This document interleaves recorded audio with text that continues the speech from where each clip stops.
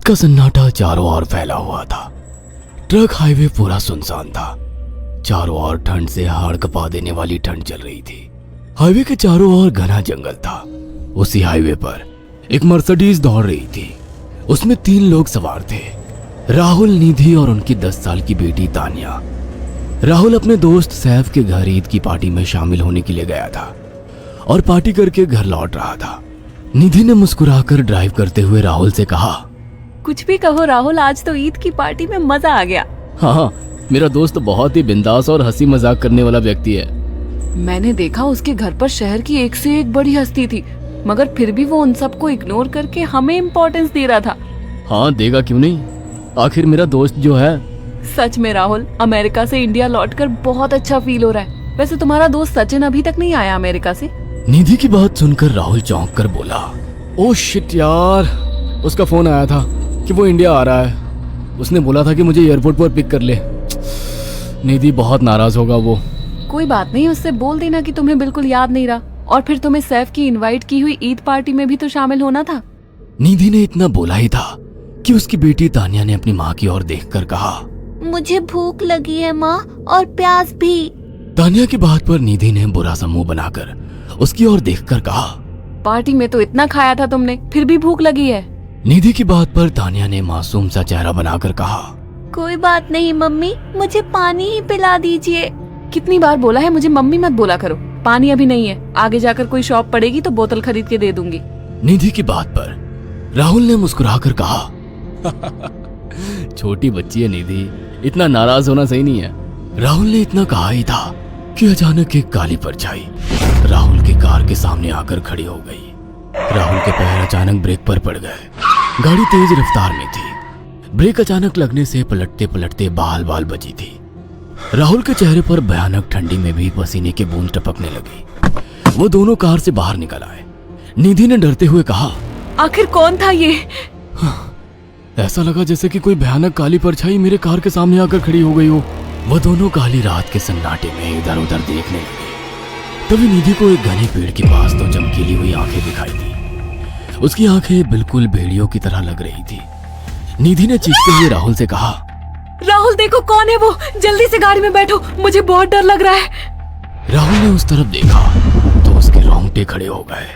वो दोनों गाड़ी के अंदर बैठने ही वाले थे कि अचानक एक अजीब सा चेहरा वाला भयानक सा आदमी बिजली की रफ्तार से उनके सामने आकर खड़ा हो गया। राहुल ने देखा कि उसका चेहरा बिल्कुल सड़ा हुआ था और उसकी आंखें भेड़िए की तरह चमक रही थी।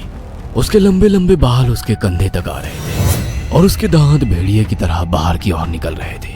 हाथों की जगह नुकीले पंजे थे। राहुल को देखकर अजीब से अंदाज में हंसने लगा, मगर जैसे ही राहुल की नजर उसके कपड़ों पर गई, राहुल की आंखें फटी की फटी रह गई। वो हकलाते हुए बोला, भाईजान, भाईजान, मुझे माफ कर दो, मुझे छोड़ दो। राहुल ने इतना कहा ही था कि अचानक उस अजीब से दिखने वाले भयानक आदमी ने अपने पंजों से राहुल की गर्दन कसकर पकड़ ली और एक ही सेकंड में उखाड़ कर जमीन पर फेंक दी। राहुल के धड़ से लाल रंग का खून का फुहारा फूट पड़ा।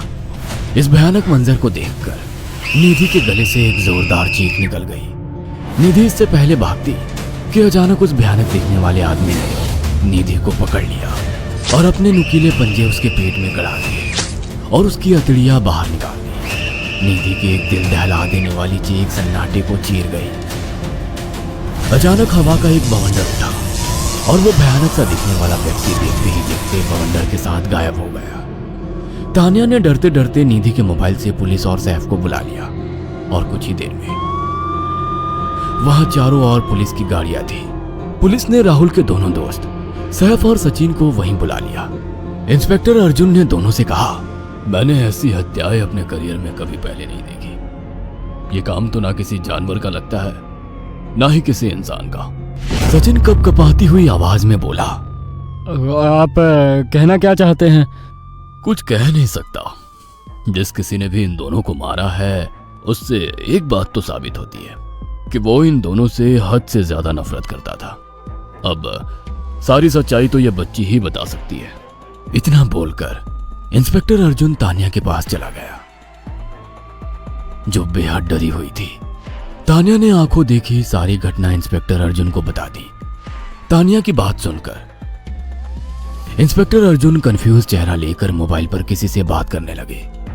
सचिन इंस्पेक्टर के पास आ गया और सैफ भी डरता हुआ इंस्पेक्टर अर्जुन के पास आकर बोला, क्या हुआ इंस्पेक्टर? तानिया ने क्या बताया? उसने जो बताया वो काबिल यकीन नहीं है। उसकी बात पर किसी भी तरह से यकीन नहीं किया जा सकता। फिर भी कुछ तो बताया इंस्पेक्टर। हाँ, उस बच्चे के मुताबिक एक भूत ने निधि और राहुल को बड़ी बेदर्दी से मारा है। इंस्पेक्टर की बात सुनकर दोनों बुरी तरह से चौंक गए। क्या मतलब है इस बात का? बच्ची बेहद डरी हुई है। हम आगे की तफ्तीश जारी रखेंगे। निधि और राहुल तो चले गए, अब तानिया को मैं रख लूंगा। नहीं नहीं, राहुल मेरा अच्छा दोस्त था। तानिया अब मेरे साथ रहेगी। देखिए, बच्ची के माँ बाप अब इस दुनिया में नहीं है और आप दोनों भी शादीशुदा है। मुझे नहीं लगता कि आप दोनों बच्ची की सही से देखभाल कर सकते हैं। मेरी कोई औलाद नहीं है। मैंने अपनी पत्नी को फोन कर दिया है, वो भी IPS ऑफिसर है। ये बच्ची आज से मेरे साथ रहेगी। उसका मासूम चेहरा मेरे दिल में उतर गया है। अब तुम दोनों जा सकते हो। पूछताछ के लिए मैं जब भी तुम्हें बुलाऊं तुम दोनों आ जाना। इंस्पेक्टर ने ये बात बोली ही थी कि अचानक वहां पर मौसम बदल गया। चारों ओर काली घटाएं छा गई और एक भयानक बवंडर उठा और देखते ही देखते सब पुलिस वालों के सामने वो भयानक चेहरे वाला आकार सबके सामने खड़ा हो गया। उसको देखकर सबके रोंगटे खड़े हो गए। देखते ही देखते उसने अपने भयानक पंजे सैफ की आंखों में डालकर उसकी आंखें निकाल ली। सैफ ने चीखते हुए वहीं दम तोड़ दिया। उस भयानक आदमी को देखकर सचिन उसके पैरों पर गिर गया। तुम तो भाईजान से कपड़े पहने हो। मैं समझ गया, तुम भाईजान हो। मुझे माफ कर दो भाईजान, मुझे यहाँ से जाने दो। मैंने कुछ नहीं किया था। वो भयानक चेहरे वाला गुर्राते हुए बोला, बता इन सबको कि ये सब इतनी भयानक मौत क्यों मरे। सचिन दौड़ता हुआ इंस्पेक्टर अर्जुन के पास गया और बोला, मैं जानता हूँ इसने इन तीनों को क्यों मारा। इसका नाम भाईजान था। जब ये जिंदा था ये किसी का भाई किसी की जान था। बहुत साल पहले ये हम सबका बहुत अच्छा गहरा दोस्त और बिजनेस पार्टनर था। ये सबकी बहुत मदद किया करता था। इसकी प्यारी सी बेटी थी तानिया, जो इस वक्त कार के अंदर बैठी हुई है। ये इसी की बेटी है। भाईजान अपने सारे पैसों से एक बहुत बड़ा हॉस्पिटल खोलना चाहता था जिससे गरीबों का मुफ्त इलाज किया जा सके, मगर हम तीनों इसके लिए तैयार नहीं थे। हमारी नीयत उसकी दौलत पर खराब थी और एक दिन हम सब धोखे से ईद के दिन भाईजान को यहाँ ले आए और इसे मारकर फेंक दिया। तो फिर तुम सबने इसकी बेटी को क्यों जिंदा छोड़ दिया? हमें बाद में पता लगा कि भाईजान ने सारी जायदाद अपनी बेटी के नाम कर दी है, इसीलिए हमने भाईजान की पत्नी को भी मार दिया। और तानिया का तुम 18 साल की उम्र पूरी करने का इंतजार कर रहे थे ताकि सारी जायदाद अपने नाम करा सको और बाद में उसे भी ठिकाने लगा सको। इसी के लिए तुम दोनों इस मासूम बच्ची को अपने साथ रखने की जिद कर रहे थे। जी, आपने बिल्कुल सही कहा। हम तानिया को भी इसी जगह लाकर मार देते। सचिन की बात सुनकर इंस्पेक्टर अर्जुन की आंखों में खून उतर आया। इंस्पेक्टर अर्जुन के कुछ कहने से पहले ही भाईजान बिजली की रफ्तार से इंस्पेक्टर अर्जुन की आंखों के सामने से सचिन को पकड़कर ले गया और उसके शरीर के टुकड़े टुकड़े कर दिए और हवा में उठे एक तेज बवंडर के साथ गायब हो गया।